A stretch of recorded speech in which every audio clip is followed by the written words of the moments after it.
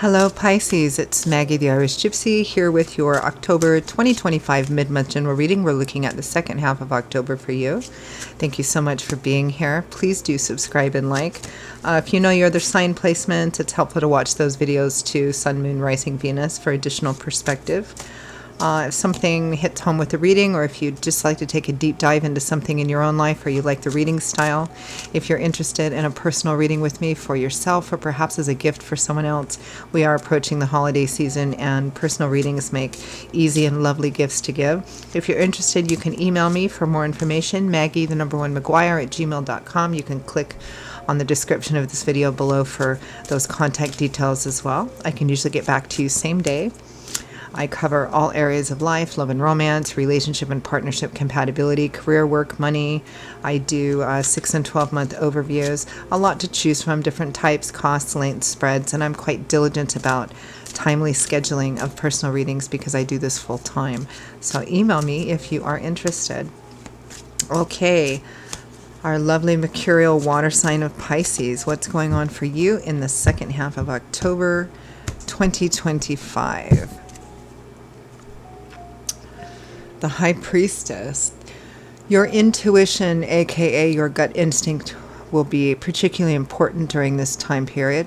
Our intuition is our connection to divine, to God, spirit, angels, and guides who are always trying to align us or realign us on the path that's best for us at whatever place in life we are, which sometimes can change.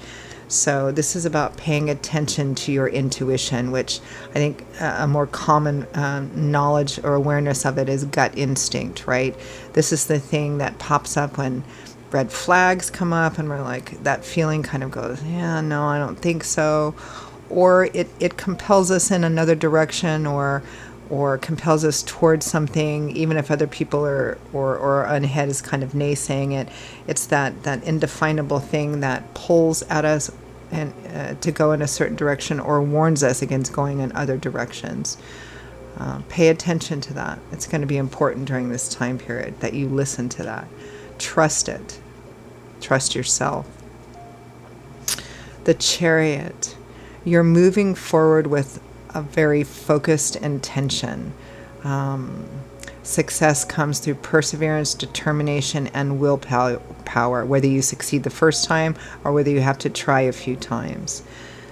The Chariot represents, in order to achieve success, you have to know where you're going. You have to know what the goal is, right? The direction. What's your end result, the outcome you're looking for. And then you have to figure out, everything that's needed, all the moving parts that's needed to get there. So you have one major goal. What are the smaller goals leading up to that you have to accomplish on the way to meeting that bigger goal?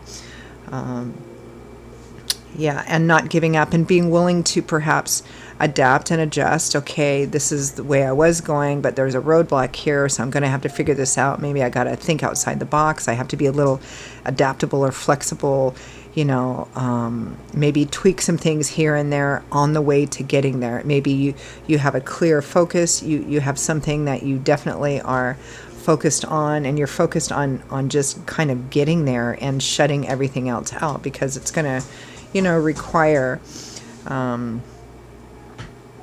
perhaps making some temporary or present sacrifices in order to achieve this.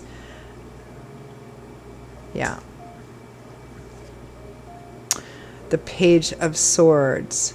Balancing this with intellect, with curiosity, knowledge, information, being open and willing to explore new ways, new information, I keep thinking outside the box. So again, with the Chariot, you have a very focused outcome that you want, and perhaps you have a plan set up on how to get there. It may be that at certain points you might hit bumps in the road or challenges on the way to achieving this, whatever it is for you. And instead of getting stuck or trying to keep throwing yourself at the same brick wall, okay, I need to look at this in a different way. I need to think outside the box. Also on this road, be open to curiosity, to acquiring new knowledge and information, and being creative as well. Because brute force and just ambition, this is all about using your focus and ambition, but paired with intellectual logic, curiosity, the willingness to open yourself up to learning new ways and perhaps adapting and adjusting how you move forward on this path, and trusting your intuition. Your crowning energy is the Knight of Wands. Well, you are really, really determined here, Pisces. The Knight of Fire. Knights, of course, always have that objective, that outcome, that mission, that quest, something that they're hoping to acquire. And none is more, ambitious and fast than the Knight of Fire. This is passion, desire, excitement, enthusiasm, very almost obsessive, single focused on whatever it is you're hoping to acquire or achieve or obtain, because the Chariot and the Knight of Wands, very powerful energy.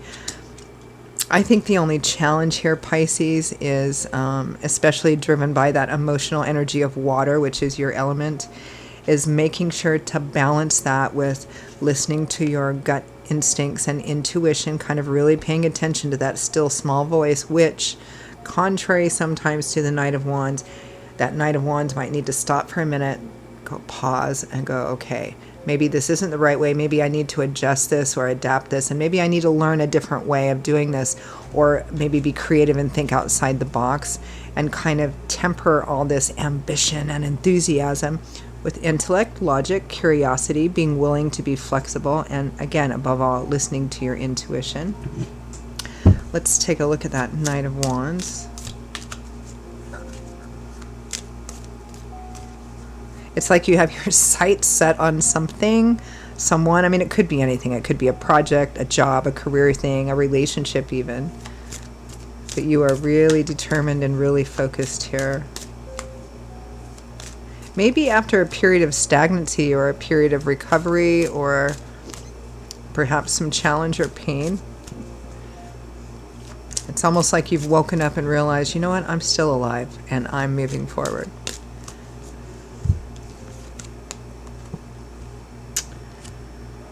Three of Swords, Four of Swords clarifies that Knight of Wands. So yeah, some of you, it's kind of like you're emerging after perhaps a bit of a cocoon, right? And maybe you kind of went into that cocoon because of some difficulty or challenge or pain or illness of some kind. Traditionally, this is, heartache, heartbreak, breakup, separation, emotional pain. Sometimes this can represent surgeries or illnesses. Four of Swords is the next card after that, which is, okay, here's the initial pain or challenge. And now I'm going to take a step back to recuperate, recover, renew, rejuvenate, perhaps gain some different perspective or feedback or guidance and advice. It's kind of like recuperation. It's kind of like being injured or being hurt in some way. And then you have to take some time off to kind of, lick your wounds, so to speak, or heal. And now you're just... Yeah, it feels like you're emerging from some kind of cave or cocoon, a lot of you. And you are just raring to go. Let's take a look at that High Priestess.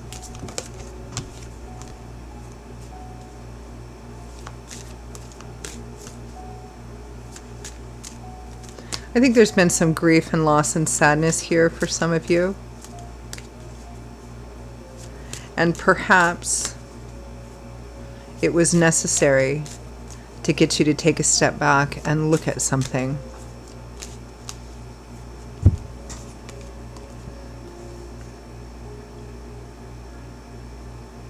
Yeah. So clarifying the High Priestess, we have the Hanged Man and the Eight of Cups.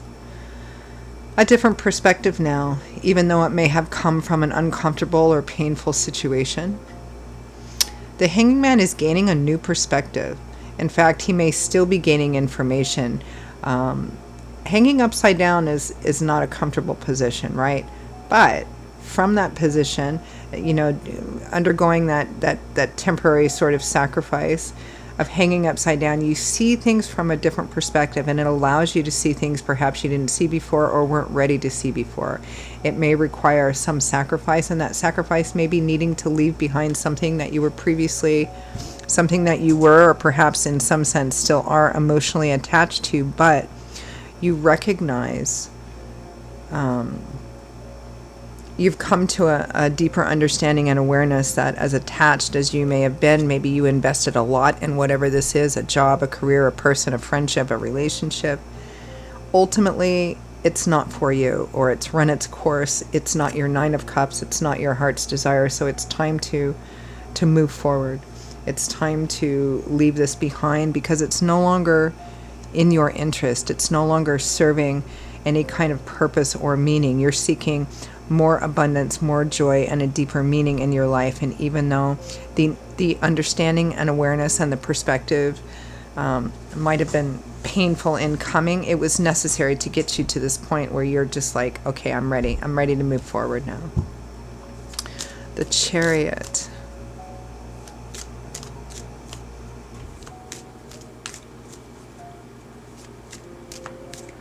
I feel like there's been some sacrifices, some letting go, whether it was voluntary or involuntary. The perspective that you're having now, it's kind of a deeper, kind of profound perspective that, you know what, yeah, but I need to let go of this, or I needed to let go of this. So in that sense, it was the right thing to happen. So the Chariot, the Two of Pentacles, and the Ace of Pentacles. A brand new beginning is starting. It might involve moving, relocating, a new job, getting the money to begin something new, business, moving, or a combination of all of those things. Being flexible is going to be key here.